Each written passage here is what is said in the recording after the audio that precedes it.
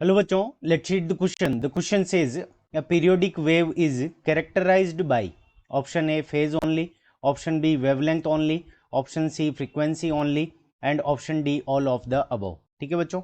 सो इस क्वेश्चन के अंदर हमें यह पूछा है कि जो पीरियोडिक वेव होती है उसको किस टर्म के द्वारा कैरेक्टराइज्ड किया जाता है, यानी उसकी कौन सी कैरेक्टरिस्टिक है. सो इस क्वेश्चन को करने के लिए हम क्या करेंगे, की कंसेप्ट अप्लाई करेंगे. सो की कॉन्सेप्ट. अब की कॉन्सेप्ट के अंदर हम सबसे पहले जो पीरियोडिक वेव होती है उसको समझेंगे, फिर उसके कैरेक्टरिस्टिक्स को हम समझेंगे. So periodic wave.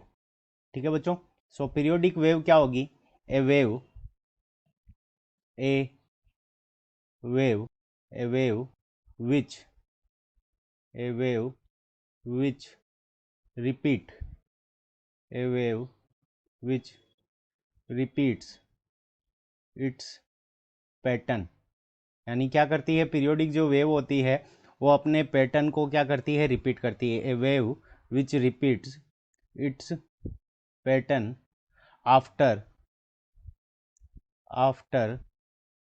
अ सर्टेन टाइम. यानी क्या करती है, पीरियोडिक जो वेव होती है वो आफ्टर सर्टेन टाइम अपना जो पैटर्न होता है उसको क्या कर लेती है, रिपीट कर लेती है. तो उसी को हम क्या कहते हैं, पीरियोडिक वेव कहते हैं. अब इसको with the help of diagram अगर हम समझें तो सपोज करो ये हमारा कोई वेव का डायग्राम है. सो यहाँ पे क्या होगा कि ये वेव ऐसे मोशन करती हुई यहाँ से आएगी और आगे की तरफ जाकर वापस क्या करेगी. तो देखो यहाँ पे इस टाइम पीरियड के बाद में क्या करेगी, वेव अपना मोशन क्या कर लेगी, वापस रिपीट करेगी. यानी सेम टू सेम ऐसे ही वो क्या करेगी, आगे की तरफ ट्रेवल करेगी. तो एक ये पैटर्न हो गया यहाँ से यहाँ तक और एक ये पैटर्न हो गया यहाँ से यहाँ तक. ये दोनों फर्स्ट नंबर पैटर्न और सेकंड नंबर पैटर्न दोनों क्या है, सेम है. तो अब देखो यहाँ पे जो टाइम लग रहा है इसके अंदर वो हमारा क्या हो जाएगा, time period T. Time period को हम किससे लिखते हैं, कैपिटल टी से. तो अगर किसी वेव का टाइम पीरियड शॉर्ट होगा तो वो अलग वेव होगी, टाइम पीरियड ज़्यादा होगा तो वो अलग तरह की वेव होगी. अब कैरेक्टरिस्टिक को रिप्रेजेंट करने के लिए सबसे पहले आती है फ्रीक्वेंसी सी. तो फ्रीक्वेंसी क्या होती है किसी भी वेव की, तो फ्रीक्वेंसी का मतलब होता है नंबर ऑफ ऑसिलेशन या फिर नंबर ऑफ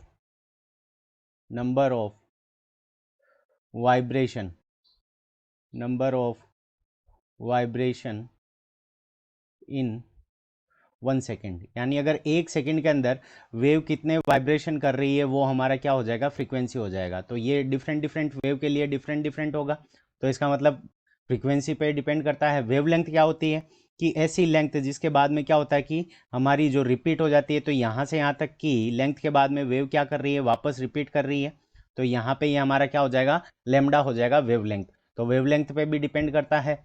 अब फेज क्या होता है, फेज का मतलब होता है कि जैसे मान लो कोई बाइसिकल, 2 पर्सन बाइसिकल चला रहे हैं. ठीक है. तो पहला पर्सन क्या करता है, स्टार्ट करता है. तो इसका ए पॉइंट क्या हो गया, यहाँ पे हो गया. ठीक है. और दूसरा पर्सन हो गया बी. मान लो उसने बाइसिकल क्या कर ली, उस कंडीशन के अंदर स्टार्ट कर ली. तो उसके लिए बी पॉइंट क्या होगा, ऊपर की तरफ होगा. जो ए पॉइंट हो जाएगा, जो पहले ए के लिए क्या है, ग्राउंड के ऊपर है, वो उसके लिए क्या होगा, ए पॉइंट ऊपर की तरफ होगा क्योंकि उसकी बाइसिकल क्या है, आगे की तरफ है.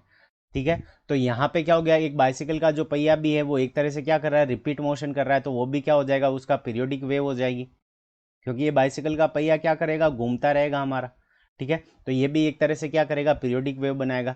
तो फेज का मतलब होता है एंगल, यानी एंगल मतलब कितना कोई वेव आगे है, तो वो हमारा क्या होता है, फेज. तो ये भी वेव की कैरेक्टरिस्टिक को शो करता है.